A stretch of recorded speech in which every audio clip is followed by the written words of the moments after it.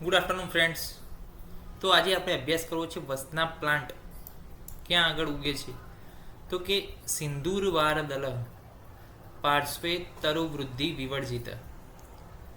સિંદૂરવાર દલ એટલે કે પત્ર એના કેવા છે, નિર્ગુંડી જેવા છે. પાર્શ્વે તરુવૃદ્ધિ વિવર્જિત, તેની આજુબાજુ બીજા વૃક્ષો ઉગતા નથી. કેમ નથી ઉગતા? કારણ કે પોઈઝનસ પ્લાન્ટ છે. નીલ પુષ્પ એટલે કે વાદળી કલરના પુષ્પો છે, આપણે જોયું હતું, જોઈ લો. બધા જ પુષ્પ કેવા કલરના છે? વાદળી કલરના છે. કંદ વિષ, અને આપણે એના રૂટનો ઉપયોગ કરીએ છીએ. તો રૂટને શું કહેવાય? કંદ કહેવાય. તો એ કંદ, એના કંદમાં શું રહેલું છે? વિષ છે.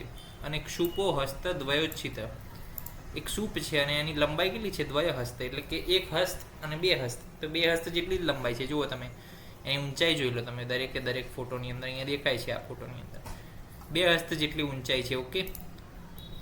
વસ્તનાભ ઇતિ ખ્યાતો રસતંત્ર વિચક્ષણ કઢપાલ ચ કાશ્મીરે નેપાલ આદો ચ જાય તે. એટલે કે કઢવાલ, કાશ્મીર અને નેપાળમાં જે પ્રાપ્ત થાય છે, અને રસતંત્રને જાણનારા લોકો આને વસનાભ કહે છે.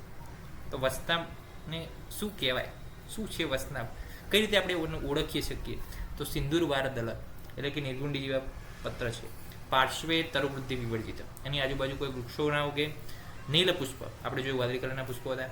કંદ વિષ એટલે કે એનું મૂળ જે છે વિષકારી છે. શુપ હસ્ત દ્વયોચ્છિત. વસ્તનાભાઈ ખ્યાત રસતંત્ર વિચક્ષણ ક્યાં ઉગે છે? તો કે કડપાલ, કાશ્મીર, નેપાલ આદો જ જાય તે, ત્યાં આગળ આપણને પ્રાપ્ત થાય છે. તો અહીંયા ઇંગ્લિશમાં લખેલું છે કે લીવ્સ શેના સમાન છે? નિર્ગુંડી સમાન. Others plants or other trees don't grow around it. Bluish flower, rhizomes are poisonous. Herb with height of 2 hurst and grows more in the Gadwal, Kashmir and Nepal, etc.